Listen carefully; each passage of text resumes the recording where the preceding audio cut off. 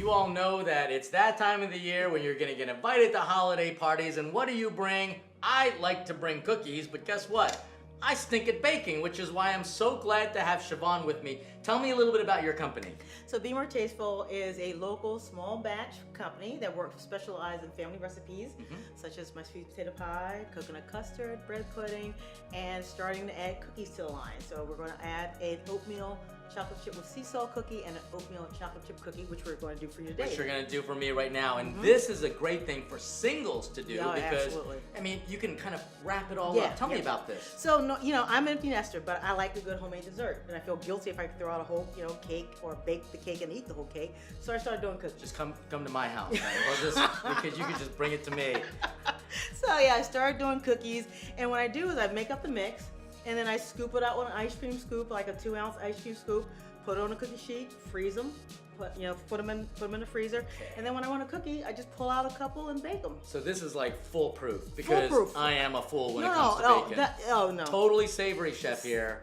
No, anyone could do this. Even you. So let's get started. Okay.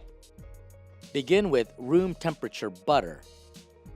Add white sugar, brown sugar, vanilla extract, 1/4 tablespoon of water, 1 cracked egg. Mix that all together until all of the ingredients are fully incorporated. Now combine the dry ingredients. 1½ cups of all-purpose flour, 1/2 teaspoon of cinnamon, 3/4 teaspoon of baking soda, 3 cups of oatmeal.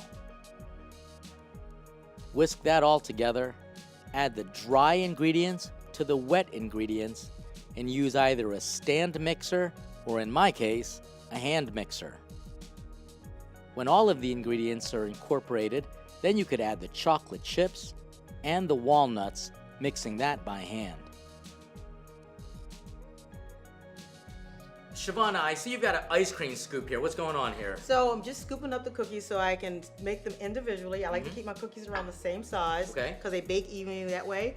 And then I put them on a cookie sheet here, and then I stick them in the freezer to freeze them individually. So when I want a cookie, or 2 or 3, I just grab out what the portions I need and bake them. But this is a little bit of a drier dough, though, right? I know it is a drier dough, but you'll be amazed because it has, it does have, less butter, but the water helps with the moisture, and the egg helps with the moisture. And you've got to freeze it as a ball. As a ball, yes. And that way, it's gonna be kind of like those things that you get from the store. You get them already prepackaged.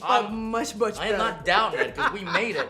And you know what's interesting about this too is that it is pretty healthy. Yep, it is. It's not as bad for you. It's definitely not as bad for you as a cookie from the store, and because there's not as bad.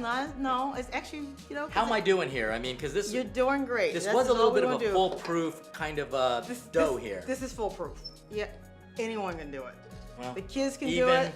You people watching right now, because we're cooking for one. Yeah. We are, however, we're gonna bake 4 of these with 2 apiece. Yes, sounds like some a milk. plan. Some milk and sit down and. And how many can this make? So this will make a two dozen. If you're doing like a 2-ounce cookie, it's gonna do a 2 dozen. That's perfect. If you're doing smaller cookies, you'll probably get up to 5 dozen. But that's perfect. This is just enough for you to show off on Christmas as you're bringing this to one of the holiday parties. It is easy, and you know what? Absolutely. You can make a little extra for yourself and leave some for Santa Claus as well. Absolutely. So let's keep making these up, and we're gonna put 4 of these in the oven. To cook the cookies, preheat the oven to 350 degrees.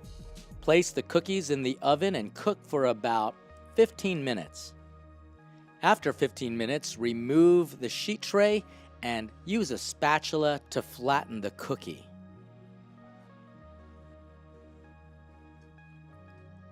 Cook for another 2 to 3 minutes until golden brown. Siobhan, you have to let these rest for about how long? So you want to let them cool for about 10 minutes. I mean, okay, it's cool enough for me. Yeah, if you can wait. If you can wait that long. I can't. And I've got myself a little glass of some milk here, so cheers to you. We're gonna give it a little taste test. Oh, they are nice and moist. Yes, they are.